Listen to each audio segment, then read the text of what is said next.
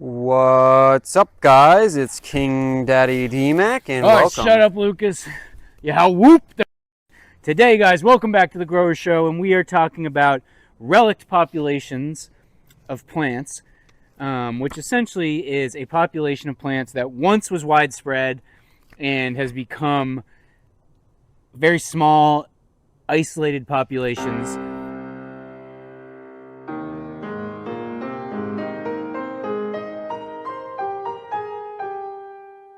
There's many types that, for example, plants that were widespread throughout the southern United States during the last ice age, and then as the glaciers retreated, and the climate changed, they were left in small little pockets. They didn't redistribute how they were, and the population shrunk, or there could be populations of plants that shrunk due to habitat loss due to like current human development. But that's what it is, essentially. Plants that once were widespread and now are in a very small little population. And it's very interesting because it's like a look back in time almost. It's it's like a glimpse into the past of what the forest would look like in the past. So it's very fascinating. And Lucas, you wanted to focus on Texas plants. So before we get into that, let me just talk a few about some of the more interesting ones before we zero in on the Texas ones, because there are, this is a phenomenon throughout the world. And as I was researching, I found some very interesting ones. The Kentucky lady slipper. Have you heard of that, Lucas? No. So the Kentucky lady slipper is an orchid that's it was widespread throughout all of the South during the Ice Age, and as the glaciers receded, the climate became much more dry, and so the orchid wasn't able to survive in most areas, and so now it's just in these small little pockets, and there's a bunch of them throughout the South, but it's just very small areas that the plant will grow. It's not like anywhere in Kentucky you'll find it, or anywhere in Texas, but they do actually grow in Texas, but in small little, there'll just be a small little area in like one park where they grow. And they're just a beautiful looking orchid that you'd see like sold like for like $100. It's some orchid you'd imagine it's native to like China or Japan, but it's native to Kentucky. And so that's an incredible one that I'd love to go visit someday. Do they look different depending on the region? Depending on like the specific population that you're looking at? There may be some differences. I don't know. I didn't really read about that. But they're just like, they're very like exotic looking plants that you wouldn't imagine being native to Native America and to North America, and they are just pretty sick. The ginkgo biloba tree. You're familiar with that, I'm sure? Very familiar with that one. So did you realize that it's been around for 300 million years? Yeah. And it's the only species left in the genus. Not in only its genus. Or in the family, maybe even the order. Yeah, I think the order. I'm not sure. I think so too. But I know that it's most closely related to cycads. Like that's its most close living relative, which predates palm trees. They look like palms. They're not palms. Wow. But they look like dinosaur plants. They're insane looking. The cycads. Yeah. Okay, I'm familiar with those. What's the common name of the popular one? No idea. Sago? Yeah, palm? sago palm. Yeah. So that's a plant that was like widespread throughout the world, or a family or order of plants that was widespread throughout the world hundreds of millions of years ago. And now only the ginkgo biloba exists, and it's only actually growing in the wild in China, in some like small areas in China. Obviously it's a popular plant in the plant trade throughout the world. We don't actually know that it is growing wild at all, because they don't actually Like they're a very mysterious tree. They're really weird because those trees. I didn't research this for this. So this is just from memory from a long time ago. But it is believed that they could be in the areas where they grow wild. They could have been planted like 800 years ago or something. Like hundreds of years ago. It's so old we wouldn't know. Yeah, some guy went in there and planted them, and technically, those trees don't age. Like it's one of those few species, one of those few organisms on Earth that does not technically age and is theoretically immortal. Whoa. So take your ginkgo supplements, everyone, if you want to be immortal. I don't think that's how that works. I think it's a genetic thing. Oh. That has to do with something about something. I'm not sure. It has to do with something about something. Yeah. That much we're sure of. That much we are sure of. If you want to see them and you're in Austin, you can go down to Barton Springs Pool.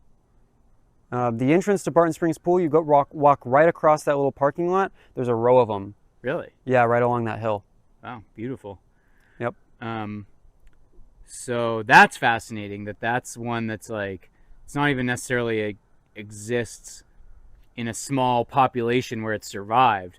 It's just a plant that humans cultivated and they liked it so much that it survived with no specific population or no specific like native range, which is interesting. And they say that about the brugmansia as well, the trumpet flower, the hanging trumpet flower. You know those? Oh, really? Yeah, it's like the opposite of the moon plant that makes you go Datura? crazy. Datura, yeah. Datura and brugmansia.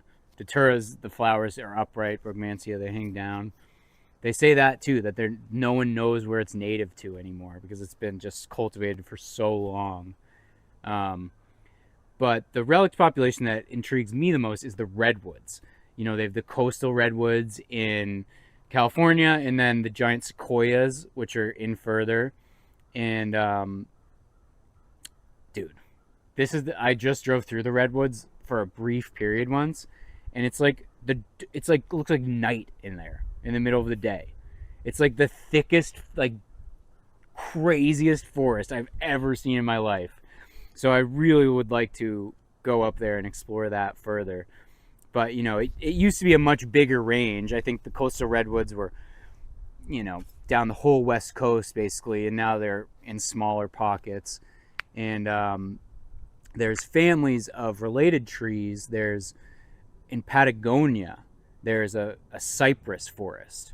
That's a relict population of these huge cypress forests that used to cover, I think, the whole area. Now it's just a small bit of Argentina and Chile. And there's even a juniper forest in Africa, in Malawi.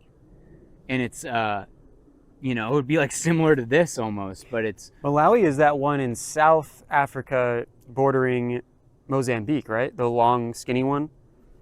I didn't think so. I thought Malawi was next to Ethiopia. Malawi. I could be wrong. I don't think so. I don't know. Regardless, there's just, you know, I'm just trying to provide people with examples of like forests that, you know, they used to cover huge areas and now they're down to these small areas, and you can go to this forest in Africa or to the Patagonian sequoia forest or cypress forest, whatever it is, the Patagonian cypress. And it's like, that's what that whole part of South America used to look like, you know, however long ago, you know, I don't know, thousands of years ago or even millions of years ago. That's what the whole area looked like. And now you can go into this little park and experience that. And it's like a glimpse into the past of Earth. And so that's very fascinating. And I thought that would be interesting for people to think about. And further on that point, there are more forests like that too, like in Africa. Oh, hold on. Oh, go ahead. No, your shit's gone black. Is it overheated? I don't know. Yeah, it is. That's crazy. It was in the shade too. And we wrapped it in ice. Oh my God. We wrapped the phone in ice. Why is it so and it's hot? still overheated. I think, I don't know what I think. It's just a shitty old phone, I guess. All right, so that's my rant for the beginning. I just wanted to, you know, express where these Well, we can talk about relict populations were, and now let's talk more specifically. Or what are your thoughts, Lucas? Well, there are more relict populations in Africa that are actually super interesting because Really? they were put there. Yeah, they were put there not by the Ice Age, which is the case often in like South America, North America, and Asia and Europe. Is that like relict populations are put there because of glaciers and that kind of climate change. In Africa, in East Africa, there are mountains where there are rainforests at the top of the mountains, and then kind of just savanna or some other ecosystem lower on the mountains. Really? And so you have relict populations on each of these mountain peaks where the butterfly species and the lizard species and all of these are just slightly different on each mountain because they've been isolated for like 13,000 years, ever since the North African monsoon stopped coming. Mm-hmm. So the North African monsoon is the one that turned the Sahara into a savanna. It also turned the Congo rainforest into something that reached from coast to coast, and it encompassed these mountains. And so now all that's left of that forest is the current Congo rainforest, as well as these mountaintop rainforests. Right. So when the monsoon stopped, it turned these areas into what they are today. Right. I think is a better way to phrase it. Right. But so it ended up isolating species on the tops of these mountains, which kind of leads us into the Texas environment, because on each of these mountains, they have different subspecies of most of these species, right? So the different butterfly species, different butterfly subspecies, different lizard subspecies, because they have not crossed in like 13,000 years. So they've become different. And where is this? East Africa. East Africa. Yeah. What mountain range do they have out there? They've got... Oh, is it near like Kenya? Kenya, yeah. Near Kenya's one of them where the mountains exist. What's that mountain out there? Kilimanjaro. Kilimanjaro, yeah. I don't know if Kilimanjaro has one. I don't think it does, but it's in that general area, maybe. Yeah, East Africa has a bunch of random volcanoes. And a lot of them get high enough to have like glaciers, permanent glaciers. Wow. And have you ever seen a glacier, Lucas? No. I saw a glacier a couple years ago. Just like you were just out and you saw one? Pretty sick. Where, in Peru? I saw one in Montana. Oh, okay, cool, yeah. Yeah. And it's pretty wild to think that they just used to be all around these giant ice blocks, basically. Yeah. So, this might be controversial, but I think we should melt them. I don't want to have giant ice blocks around me. I want to have nice warm weather and palm trees, tropical breeze, I don't know, man. Obviously, I'm joking about that, guys, but yeah. Anyways, so there's some beautiful relic populations around the world, and I've heard of similar things in America. There's like this mountain range called the Crazies. Have you ever heard of that? No. I forget where it is. It's in like, is that a rattlesnake? No. It's just leaves. If this our final podcast, it'd be, no, we were killed by a rattlesnake and we killed that motherfucker back. Alright, sorry, we can't swear. I gotta edit all that out. Anyway, I think there's some mountain range somewhere in America that's similar. Oh, I see it. It's a stink bug. Oh, thank God. And there's a very interesting population of pine trees out here. Yup. In Bastrop.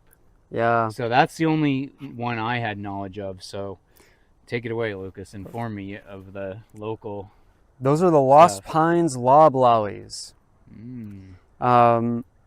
And I've actually heard conflicting stories about how these work, about why they exist. So one story that I heard, and I think it's on the official, Bastrop State Park website, is that they have about 3 feet of sandy soil, which is what pine trees or loblolly pine trees prefer to live in. And then beneath that, they have clay. So when it rains, they get the aeration of the and they get the lightness of the sand Sand. soil, but then they also have the water bank underneath that. So they don't dry out. Yeah. But I've also been told by people who have talked to different like ecologists and whatever at like UT and stuff, they think that it's actually that there are tiny little springs that never come up to the surface that just bubble up above the clay and just basically coat the tops of a lot of these like, you know, areas of clay, and that's where the pines grow. So, you know, it depends. I mean, either way, it has to do with they have sandy soil, but they still get water. Right. Either way, that's the equation. You move slightly east of there, they don't have the sandy soil anymore, and so they don't get the water depending on the area. So I'd have to imagine that the reason that this is due to the glaciers receding. That there used to be pine forests across the area, and then as wherever the glaciers, there was sandy soil, there would have been pine trees. wherever there's sandy soil. Yeah. But there wasn't necessarily the clay level. Right. They didn't need that because they had enough rain. Because the climate was more wet, it was not as hot, and so then once the glaciers receded and it became like it is now, here a hellhole, you know, a hell on earth where you can't leave your home or you'll die of heat stroke, you know, and so the only part where it could survive was where there was that clay to trap in the moisture, essentially. Yeah. Or where there are little tiny baby springs. And I've heard there are, I mean, I thought there were springs out there. There are springs out there. I just don't know if they are just all over the place, just 3 feet under the soil, enough to make these giant areas of pine trees. We got to go out there to those springs. We got to start filming in some like beautiful area like that. Yeah. Like we should, at least like once we should. Yeah, that is a very pretty area. But that's, you know, for me, like that's the thing I've heard about the Bastrop pines. And it also, it creates a whole ecosystem around it. Just this one species existing in this area creates a whole ecosystem. It brings in certain species of birds, and they bring in certain species of insect or whatever, and they bring in, like, it's just like, it's not just the pines. It's also the, you know, the specific species of, like, you know, mushroom or fungus that they're bringing in. I don't even know anything about those things, but they're bringing in a whole community of plants and animals and bacteria and all kinds of stuff when they get to stick around. So it really enriches the ecosystem. Yeah, that's very fascinating. It shows you the effect of one single plant. Yeah. You know? And it shows you the effect of, like, with climate change and this habitat destruction, it shows you how, you know, one animal or one plant going extinct, how much of an effect it can have. You know, it can cause the whole ecosystem to, like, spiral out of control. Yeah. And then it also shows the effect of, like, with the stuff we were talking about previously, the reintroduction of the woolly mammoths and all this stuff. What's that company called again? I can't remember, but it just shows you how Colossal. Just one animal being reintroduced it's called Colossal. can change the whole ecosystem. No, yeah, but introducing one plant or one animal, it can have an effect on literally everything and bring in and, like, in a large way, enrich the ecosystem. Yeah. It's like, because you bring in one bird species, you're not just bringing in that one bird species. You're bringing in whatever else it ends up having an effect on for everything else. So that can mean more of another bird species, less of another bird species, more of a certain insect, less of a certain insect, more, you know, fertilizer on the ground because it's pooping everywhere and stuff. Who knows? I mean, it could mean less mice because it's eating, you know, more acorns or something, and so the mice end up not having enough food, and so there are fewer mice. And it could mean that we, you know, get diseases from mice less, like we get less Lyme disease or something. I mean, that's the case with, like, the passenger pigeons. I heard this theory a couple years ago that the extinction of the passenger pigeon is what led to Lyme disease being so common in the north, because now the passenger pigeon isn't going in and eating all of the acorns every mast year. And so now the rodents are, and they're multiplying, and they're ending up spreading all of this Lyme disease. That's one theory, but don't you think that when the CIA invented Lyme disease and then released it, that had something to do with the spread of Lyme disease? I didn't know anything about this. That's a really cool tree, though. The loblolly pines? Yeah, the loblolly pines. There's another pine species native to central Texas that is in a similar situation. It's the Texas piñón, which a lot of people say it's just the Mexican pinon, but growing in Texas. I disagree because they grow at completely different elevations. And so, and like they also are different. So like they are I will accept that it could potentially be a subspecies, but it is Right. phenotypically different from Right. the Mexican pinon. And what's the pinon tree? I've never even heard of it. It's a pine tree that produces these weird little like pine cones that don't really look like cones. They produce these little pine nuts. People like to eat them. Oh, really? So like if you ever get pine nuts for like a salad or something, or like a pesto or something, Yeah. that's what they're coming from. Oh. Is pinon. Not necessarily the paper shell or the Texas pinon, which paper shell and Texas pinon are synonyms. They're just for the same plant, but they're called paper shell because they're the easiest to break open and get the nuts out of. The Mexican pinon is not as easy to break open and get the nuts out of. Okay. So that also just tells you these are different genetic populations.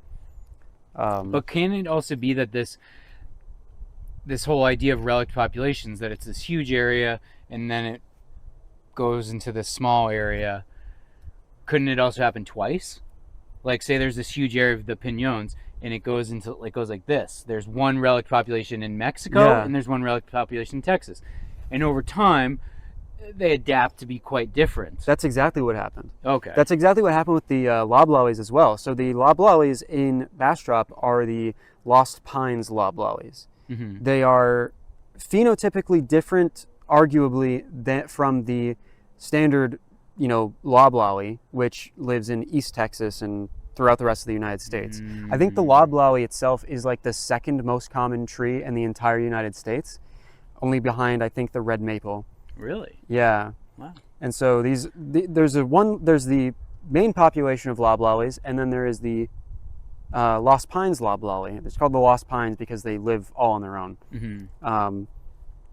And so these Lost Pines loblollies, they lose their lower branches even though they don't grow so dense together. So in eastern Texas, they will grow dense together and they'll lose their lower branches, just natural pruning because of there not being light. Right. But here, they'll lose their branches anyway. And why is that? I've heard, there isn't like a bunch of research as far as I know into this. So really it's just a bunch of guesses. But the guess that I heard that makes a lot of sense is that it's to prevent fire from climbing up into the crowns of the trees, because the area surrounding these loblollies, these loblollies aren't growing in forests necessarily like they do no?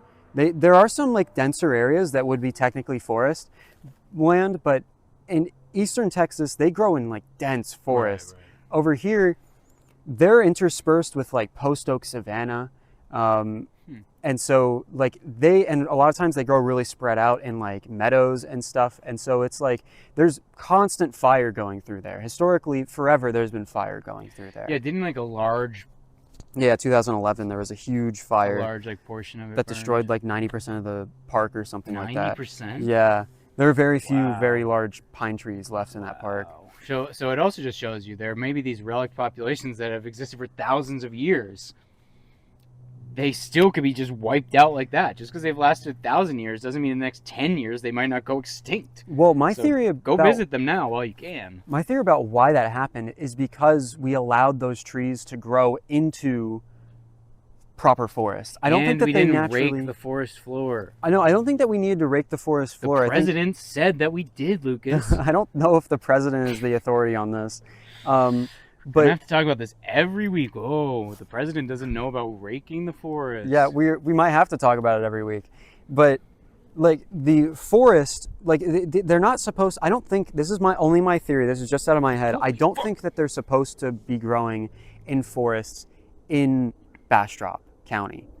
I think that they're supposed to be growing more spread out, interspersed with other tree species, sometimes interspersed with other tree species, every once in a while being close together, kind of like how they grow in East Texas. Mm-hmm. But, I think for the most part, they're supposed to be spread out to where if a fire does get into the crown, it doesn't necessarily jump over to the other trees. Right, and also like Because they're adapted to fire by dropping their lower branches so that the fire can't get up into the crown.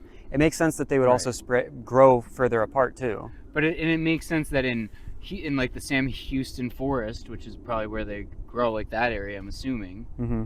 It's like very swampy. Yeah, they So don't get as many fires out if there. if it's in a very like in a marsh, a swamp-like environment that's very humid and wet, then they can withstand growing close together. Yeah.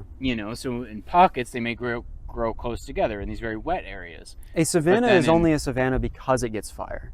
This is the thing about savanna ecosystems, is that savannas are only not forest because they get fire. A savanna will always become a forest. We're getting to the heart of the matter here. Yeah. So like a grassland won't necessarily become a forest if you let it. If you just leave it alone, it won't necessarily become a forest. Often it will, but it won't necessarily do that because there might not be enough water to support like that many trees, right? But a savanna where trees do grow just more spread out, it will always become a forest, just like parts of Bastrop State Park became forest if you suppress fire. So the natural fire is what keeps it in that state of being a savanna. And so if a tree is grown, is like adapted, like if you have an area that is adapted to fire and it has to deal with fire, and then you take away the fire and it ends up forgetting how to act because of that, because the fire isn't keeping it in check, when you do get a fire that you can't stop that goes through there, it's going to destroy everything the way that exactly the way that it ended up doing. Basically, like normally there would be a fire every few years, and there'd be just a little bit of leaf litter and wood built up, and it'd burn it, and it would be okay. And it would keep the trees thinned out so that they weren't too close together. But then once the leaf litter and all the wood and stuff has been piled up for decades, and a fire starts, then it burns out of control where it burns everything. Yeah, and because the trees are close together, it just catches everything on fire. So it's exactly that's the issue. Yeah. Obviously, I don't know what the raking the forest thing came from. Like, do they actually do that somewhere? I think, well, okay, there are some people that do advocate for that, but that's just so labor intensive. It would be insane. Imagine raking this. I thought it was just like it was a confusion about like just letting the fire happen naturally, and it. No, there are people who want to rake the forest and then do a controlled burn pile, or put it into a composting place. We joke around here, but that seems like not a good idea either. It's ridiculous. It's a bad idea. But here's the thing: is that sounds like a bad idea because we know about it. To somebody who doesn't spend time in the forest, how are they supposed to know that that's not a good idea? Right. But it's also just insane. It's just crazy. It's just not. It's not even about if it's a good or bad idea. How are you going to rake the forest in the Pacific Northwest or like in New Hampshire? You'd need to employ all the hundreds of thousands of people to just rake full time. These giant forests. There wouldn't be enough people to do that. So obviously we're joking about that, but we need to return. We get to the heart of the matter here. We get to the heart of this every time. It's just about returning to a natural way of life and the natural rhythm of the earth. Forest fires are bad, but huge forest fires are bad. But trying to prevent forest fires from ever happening is what allows these huge forest fires to happen, to start in the first place, or to get so out of control as they have these past few years. And so we need to get back to the natural rhythm of the earth and the seasons and That's why prescribed burns are good. I mean, people go like, okay, well, this area hasn't been burned for a long time. There's a lot of stuff building up. While we know that we can control it because it's not too dry, it's not too windy, we're going to do it on a day that's not windy, not too dry, it's fine. We can burn it. We'll have, the ability to put it out if we need to. Let's burn this area while we can. And then when the conditions are bad for a big, bad fire, it won't happen. It won't start here. And then if it hits this property, it won't continue through this property because there won't be enough to burn. I think that's totally fine, and that is exactly what the land is supposed to be doing. And I've heard it's really fun. Yeah, I forget who I heard saying that, but it looks fun. Going through the woods, just burning stuff up. Yeah, maybe. Looks like a good time, honestly. I want to get I want to get pigs through the forest because pigs can do a similar job because they're turning stuff up. They're getting they're putting the organic matter under the soil. They're breaking up the organic matter to where it can't Same burn. With those dirty armadillos. They're compacting it. They're basically turning everything up. They're compacting it. They're breaking it down to where and introducing and also eating a lot of it, and also introducing bacteria and all kinds of stuff to the ecosystem, to where it ends up not only decomposing, but also just like being spread out in a way to where it doesn't really burn as easily. And those hogs are an excellent meal. They provide food to the local people. I would like to eat some of those hogs. You know, yeah, we gotta go get some. we gotta go get some hogs. You can kill them any time of year, I hear. Yeah. Yeah. And so I wonder, you know, it's like you hear that these wild hogs are spreading to all, you know, every state in the country or whatever, all 48. What's the word? The 48. Lower 48. Lower 48. The contiguous United States. Contiguous, that's the word I was looking for. You know, maybe that's nature's response to us fucking up these forests so badly. It's like, all right, you guys are not going to let it burn. All right, we'll send in the hogs to take care of it. You know, maybe that's God's plan, Lucas, as you believe everything is. Literally everything is. I mean, necessarily, if God exists, that's the only thing that makes sense, is that everything would be his plan. Well, then why has it been God's plan to make me so poor?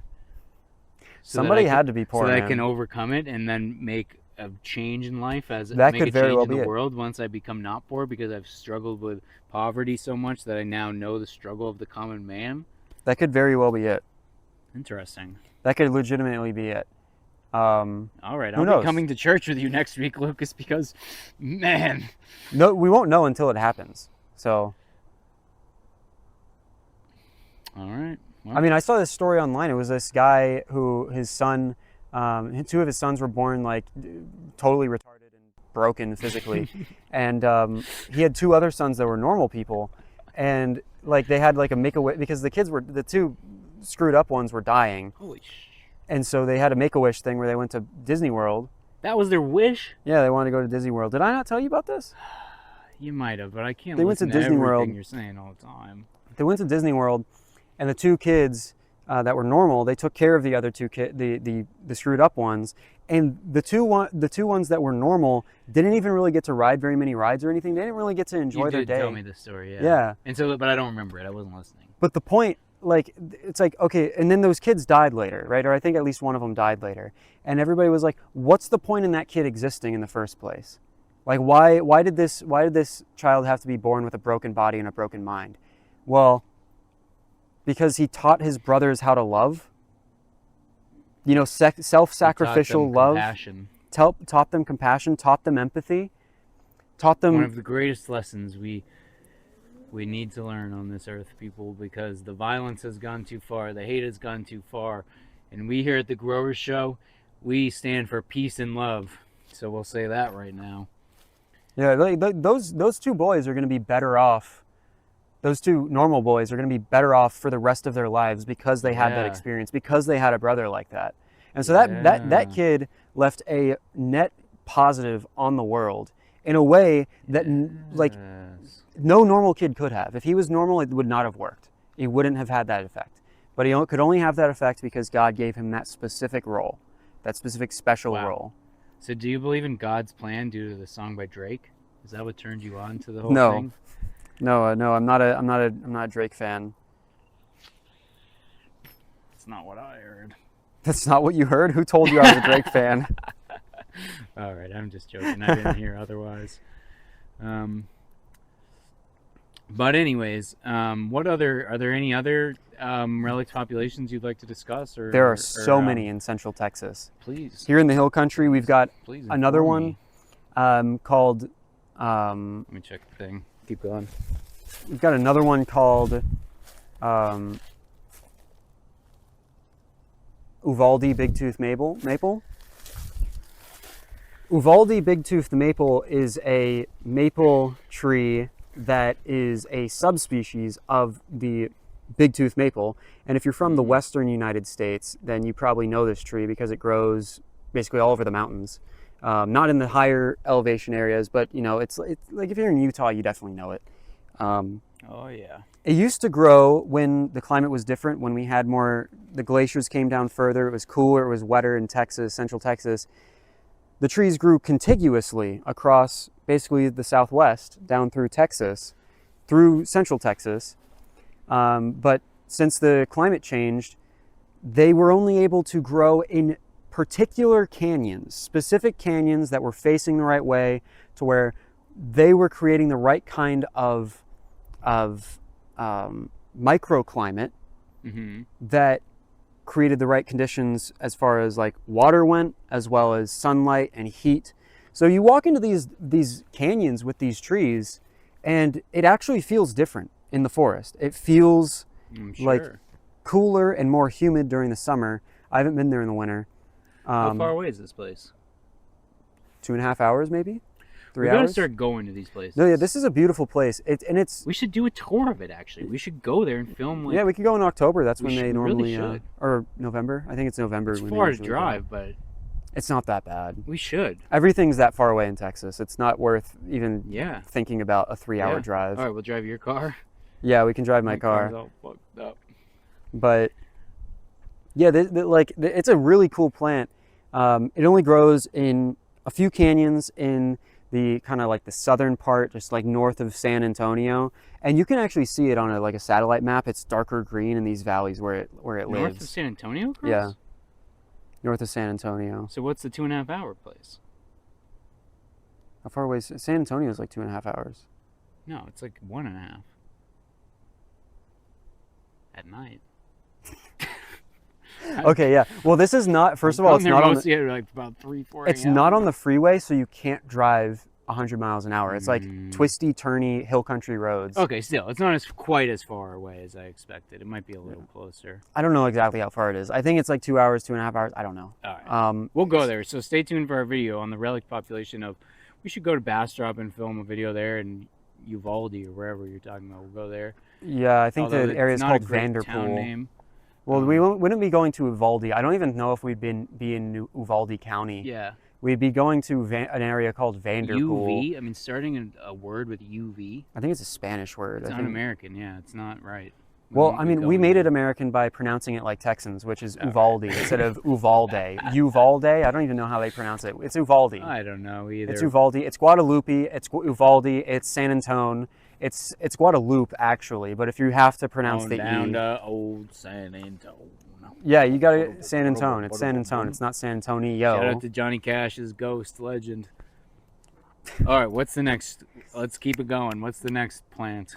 Escarpment black cherry. That's one of my favorite ones. Ooh. That only grows in the hill country, and it's another similar one to the loblolly pine. Okay. The loblolly pine grows in the eastern United States. So does the black cherry, in roughly the same range. Except this one, instead of getting trapped in Bastrop, it got trapped in the hill country.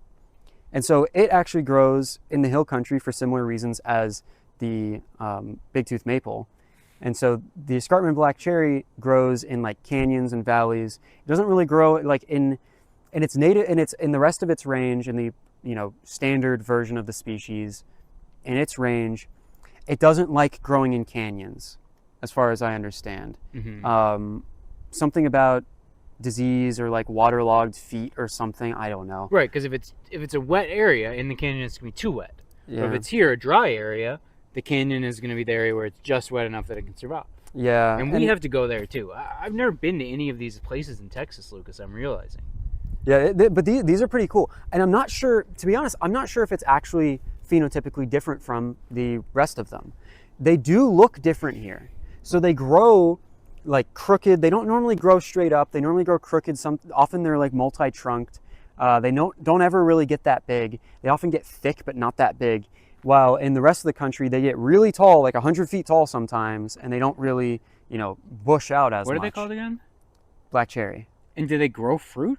Yeah, Cherries? little tiny cherries, little like clumps of cherries they're like edible? that long, like edible cherries. I've eaten them. They taste good. We have to go there. They taste great. How far away is the nearest population to right here? Honestly, there are probably, I haven't seen any in here, but there's some near my No, house. not here. I'm There's saying, some yeah. on my street. All right, we'll go there. And then there's some in Westlake too. I'd I've like seen to some see there. them. You'll see them all over the place. They're actually really cool. We gotta start going into canyons and these microclimates and exploring and making videos.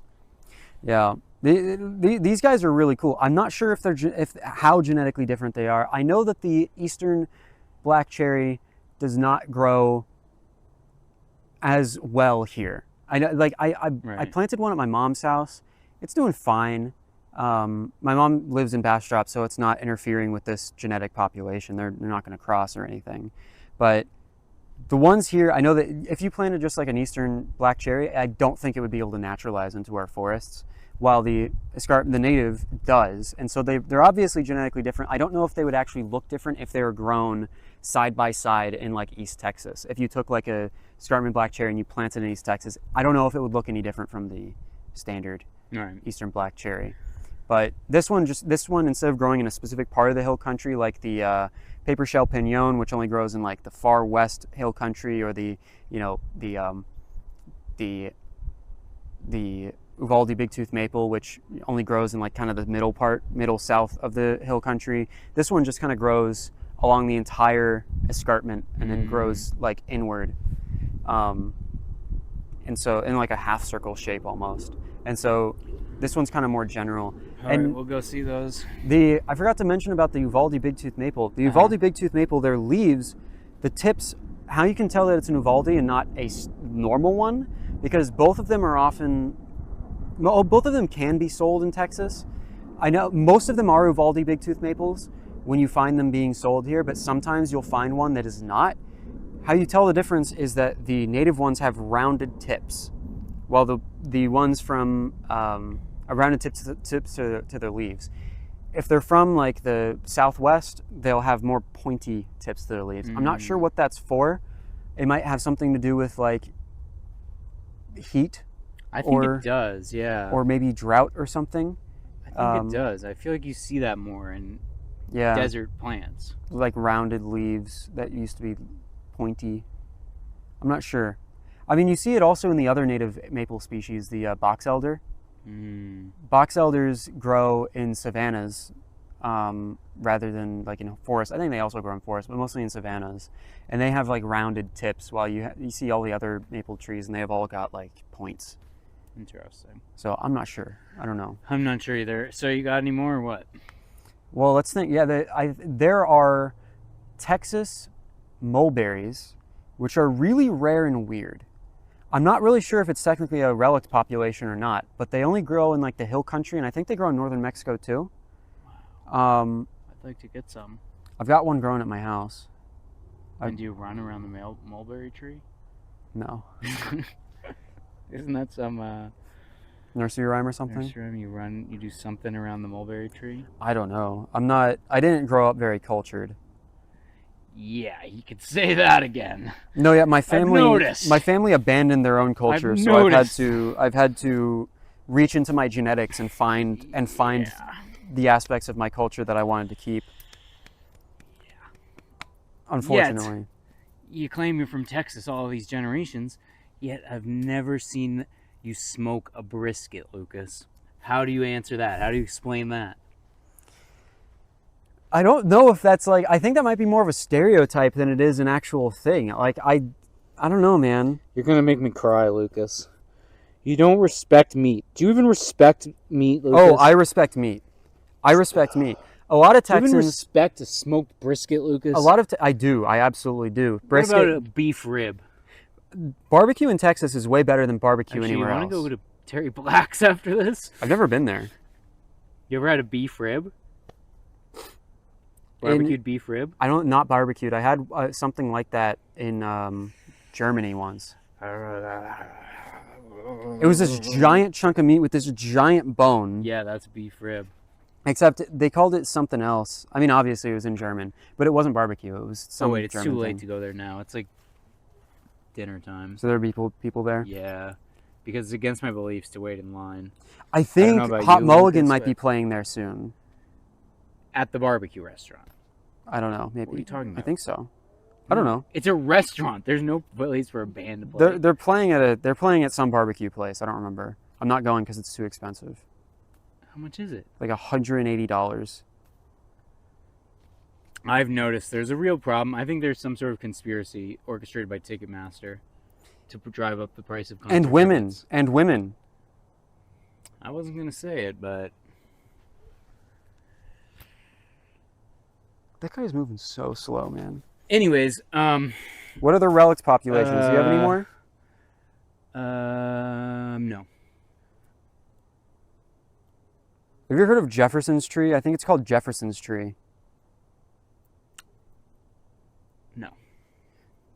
Franklin's Franklin's the tree. Franklin tree in Georgia. Franklin tree. Yeah, that's a relic population. Yes, that is one I read. Or I mean, about it's too. extinct now in the wild. It's extinct in the wild, but it survived in Georgia for a long time, and it's a very beautiful tree with a beautiful flower.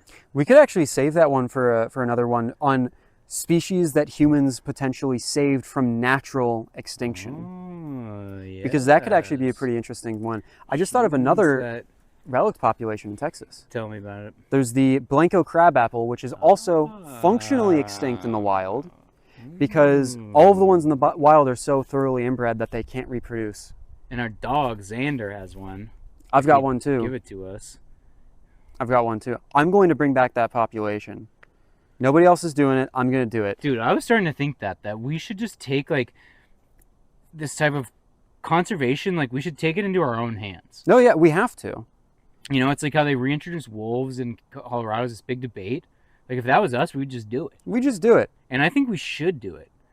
I think we should maybe start in, like we should do it with these crab apples and stuff, but like I think we should maybe capture a breeding pair of like grizzly bears. Well, don't say that on here because then they'll know that it's us. But we'll do it with plants. We're only going to do plants. We won't do it. We won't do any animals. Yeah, we won't capture 2 mountain lions and introduce them into Washington D.C.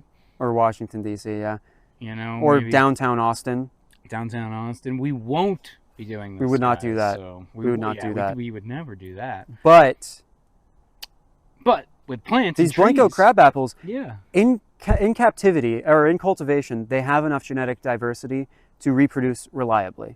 And I think we should just. I think we should do this, but I've also just already throughout my life, just wherever you go, plants like food and stuff. Like I always plant raspberries or blackberries, basically at everywhere I've ever lived, or elderberries, because it's just you want like, just create like a nice atmosphere of like food producing plants to just be growing wherever you live. Just plant them, and then they'll keep. Then be a patch of raspberries where you once lived. You visit 10 years later, it's enough to feed a family. Just be planting beneficial plants throughout your life, even if it's somewhere where you're going to move away from and you're not going to reap the benefits of that. I think we should all just be spreading like the genetics of all like fruit, vegetables, anything that's productive. Like now in my yard there's milkweed because I had one milkweed growing, and then the seeds distribute very effectively for milkweed, I guess, because I just had one single one in one pot last year. Mm-hmm. And now it's growing throughout my whole yard. What kind of milkweed do you have?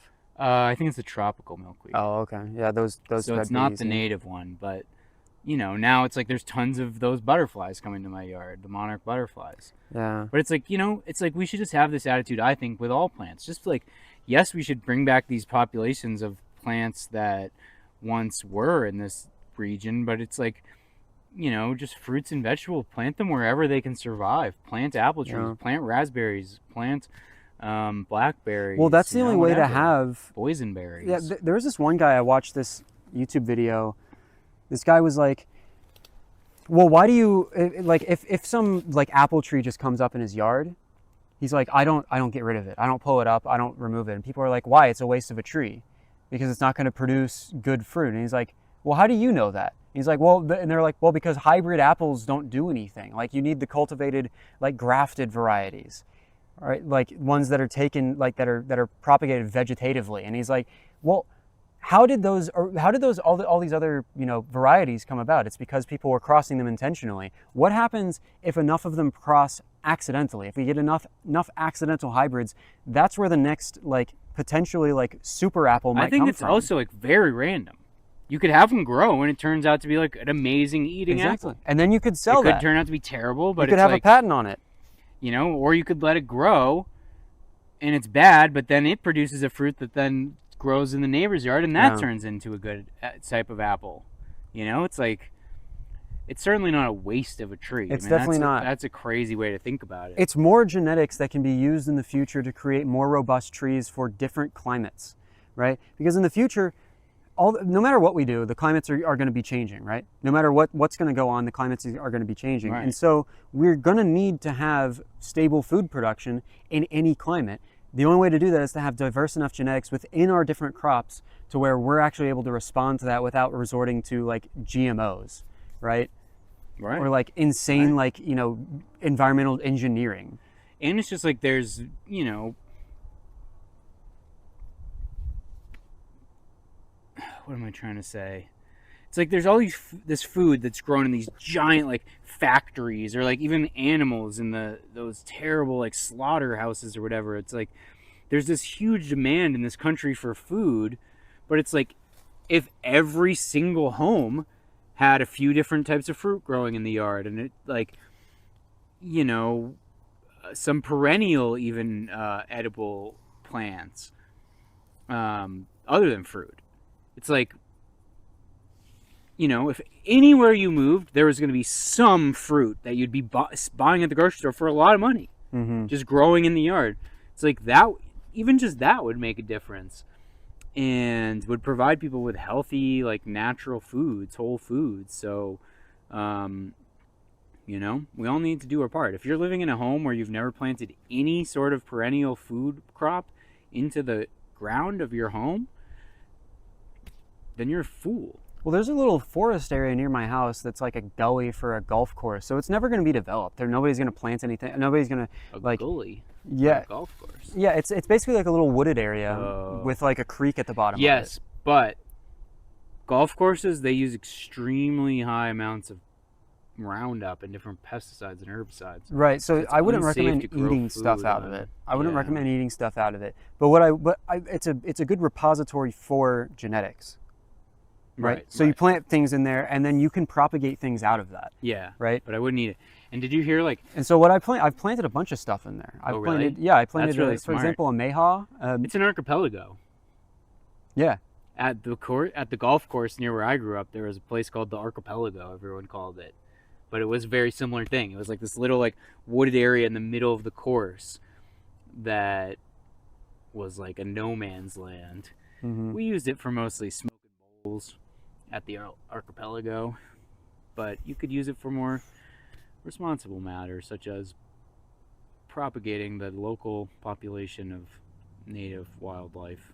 Mayhaw isn't technically native here, but I think it makes it. But it's an edible native plant to East Texas. Right, it's close. And have you heard? Sorry to change the subject, but have you heard that they're now finding out that around golf courses, people's homes, people who live in homes that border golf courses, they have like a 1,000% chance higher rate of cancer. I'm gonna get cancer. Cancers. I grew up next to a golf course. Yeah, it's because it's so they use so many chemicals to keep it looking like that. And you know what I grew up doing? That it fucks you over. You know what I grew up doing until I was like in the lake at the golf course, or eating grass on the golf course like a cow, or until I was like 13. Me and my friends would go out onto the golf course, onto the fairway, and we would wrestle. Oh yeah. And we would come home covered in all of the grass and anything that was on the grass. We would be disgusting it was literally every day after school, and like every weekend we would go out there and we would wrestle on the golf course, rolling around in all of that chemical. So that's why we need to heal ourselves. You know, we need to go to Ways to Well and get ourselves shot up with those stem cells. We need to cure ourselves. I need to get all these toxins out of me. This is freaking me out. Yeah. How are we gonna do this? My sperm might not exist.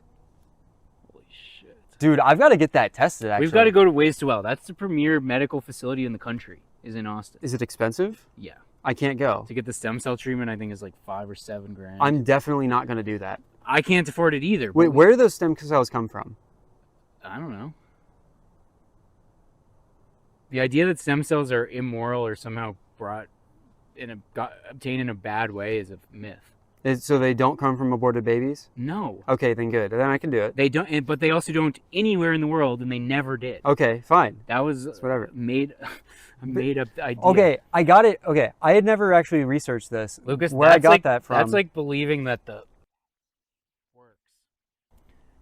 believing that stem cells are somehow immoral. It's a You saw how propaganda. easy I gave it up, It's a though. propaganda from the farmer.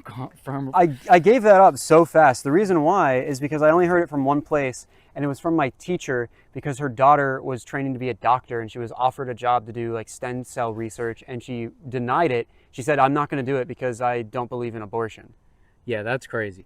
But anyway, we've got to get them to sponsor the podcast, or we've somehow got to get free treatment from them. Yeah, somehow. Somehow. Because we need to heal ourselves. So we'll somehow do that. Anyways, we'll be healing ourselves pretty soon of all that ails us and stuff. But until then, we will just keep making this podcast, I guess. And hopefully it will become successful eventually and will not be dead first.